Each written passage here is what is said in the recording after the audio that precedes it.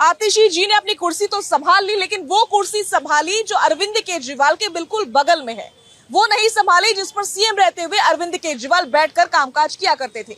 तो क्या समझा जाए? सबसे पहला सवाल कि वाकई जो आरोप लग रहे हैं वो सही है, आतिशी जी डमी सीएम रहने वाली है?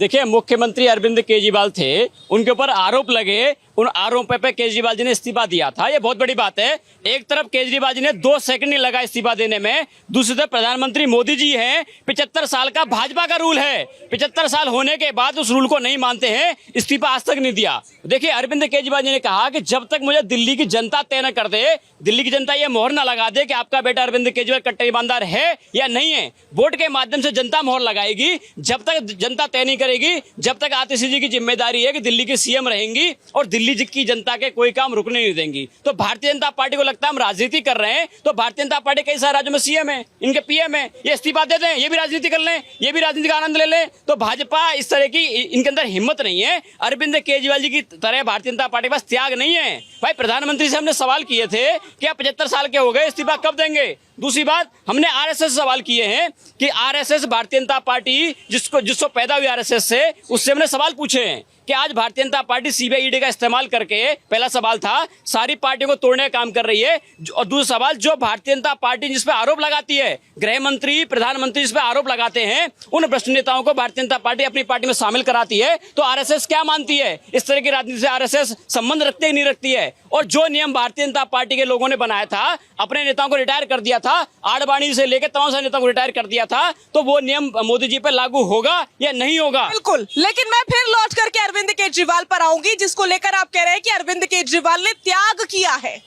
मैं ये समझना चाहूंगी कि त्याग कैसे किया है, क्योंकि कोर्ट ने तो उनके पास कोई ऑप्शन ही नहीं छोड़ा था। शर्तों के साथ उनको जमानत दी गई कि उनके पास कोई पावर नहीं रहती, वो किसी पावर का इस्तेमाल नहीं कर सकते, किसी मीटिंग में नहीं जा सकते, किसी फैसले को नहीं ले सकते। तो उनके पास ऑप्शन क्या बचा था? आप कह रहे त्याग है। उन्होंने कहा कि मेरे आदर्शों पे, मेरी ईमानदारी पे भारतीय जनता पार्टी ने आरोप लगाए हैं। अब देखिए, कोर्ट से तो कोई हमको सबूत मिला नहीं। अब दिल्ली की जनता तय करे। अरविंद केजरीवाल ने कहा कि मैं दिल्ली की जनता की अदालत में जाऊंगा, जनता तय कर लेगी कि अरविंद केजरीवाल कट्टर ईमानदार है तो हमको वोट दे देना, और अगर नहीं है तो किसी और को दे देना। तो अब इससे भारतीय जनता पार्टी ने साबित कर दिया है कि चुनाव में जाने से भाजपा डर रही है। भाजपा को दिल्ली के लोगों को पूरा भरोसा है कि आज भी आम आदमी पार्टी को दिल्ली के लोग 70 सीट देने वाले हैं, अरविंद केजरीवाल जी को दोबारा मुख्यमंत्री बनाने वाले हैं। इसलिए उन्होंने कहा कि जब तक दिल्ली की जनता मुझे दोबारा चुनकर नहीं भेजेगी, तब तक मैं मुख्यमंत्री की कुर्सी पर नहीं बैठूंगा। ये बहुत बड़ा त्याग होता है। भाजपा कर ले राजनीति। अरे भाई, इनके मुख्यमंत्री हैं ये, अगर राजनीति में इनको लग रहा है भाई ये सारा एंजॉयमेंट ये भी कर लें,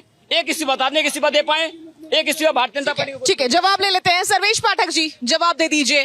क्या इतना त्याग जो अरविंद केजरीवाल ने दिया है, उन्होंने पहले इस्तीफा नहीं दिया जब जनता और विपक्षी पार्टियां मांग रही थी, लेकिन अब जब कोर्ट ने शर्तें लगा दी तब उनको इस्तीफा देना पड़ा। ये त्याग भारतीय जनता पार्टी से कोई कर सकता है? इतनी हिम्मत रखते हैं आप लोग? देखिए, आपके सभी दर्शकों को नमस्कार। वंदे मातरम, भारत माता की जय। देखिए, अभी हमारे पवन भाई ने बहुत सारी बातें कही और आपने भी वही बातें, और पूरे दिल्ली की जनता, क्या पूरे देश की जनता यही देखना चाह रही थी कि अरविंद केजरीवाल जो राजनीति सूचिता की बात करते थे, पहले हर नेता पे आरोप लगाते थे कि अगर आप पे ईडी सीबीआई कार्रवाई कर रही है, आप अपने पद से इस्तीफा दे दो। लेकिन जब वो जेल गए तो उन्होंने नया नौटंकी किया कि ये संविधान में लिखा नहीं है, मैं इस्तीफा नहीं दूंगा। ठीक है, सब कुछ हुआ।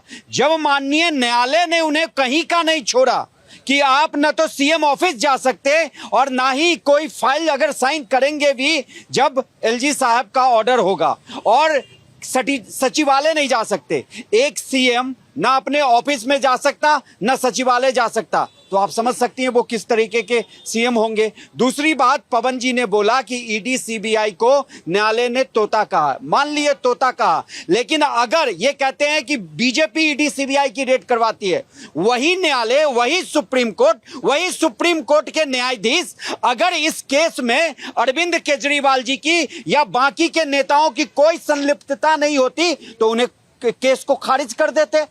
बेल देने की प्रक्रिया क्यों किया? अगर बेल देने की प्रक्रिया हुई तो इसका मतलब कि अरविंद केजरीवाल जी, मनीष सिसोदिया जी, संजय सिंह जी और सत्येंद्र सिंह जी आरोपी हैं अभी। केस खारिज हो जाना चाहिए था। न्यायालय के संदर्भ में ये आता अगर उनके पास कोई सबूत, कोई साक्ष्य नहीं मिलता। और आपको बता दें कि वही माननीय उच्चतम न्यायालय ने ही ईडी को बोला था कि आम आदमी पार्टी को एक अभियुक्त बनाओ, और उसी के कारण केजरीवाल जी जेल में थे। केजरीवाल जी सीएम होने के कारण जेल में नहीं थे, वो एक आम आदमी पार्टी के मुखिया होने के कारण थे। तो इस चीज को समझना पड़ेगा। दूसरी बात, माननीय आतिशी जी दूसरी कुर्सी पे बैठेंगी। ये देखिए, एक हमारे कॉन्स्टिट्यूशन में सीएम का पोस्ट, पीएम का पोस्ट, ये संवैधानिक पोस्ट होता है, उसकी अलग मर्यादा होती है। ये क्या नौटंकी कर रही है कि दूसरे चेयर पे, वो चेयर सीएम का है, वो अरविंद केजरीवाल का पर्सनल चेयर नहीं है। इस बात को मानना पड़ेगा आतिशी जी को। दूसरी बात, मैं बार बार कहता हूं कि माननीय आतिशी जी के पास 15 से 16 डिपार्टमेंट थे, वो मुख्यमंत्री बनके 4 महीने में दिल्ली का क्या भला कर लेंगी। ठीक है, ठीक है। गोपाल तिवारी प्लीज जरा आगे आइए, और मुझे ये समझना है जिस प्रकार के आरोप लग रहे हैं, क्या वाकई इसमें जरा भी सच्चाई है कि आतिशी जी ने जो साथ में छोटी कुर्सी लगाई है अरविंद केजरीवाल की कुर्सी के, वो संवैधानिक पद का अपमान है? देखिए, बहुत ध्यान से इस तस्वीर को आपके कैमरे पर दिखा रहा हूं।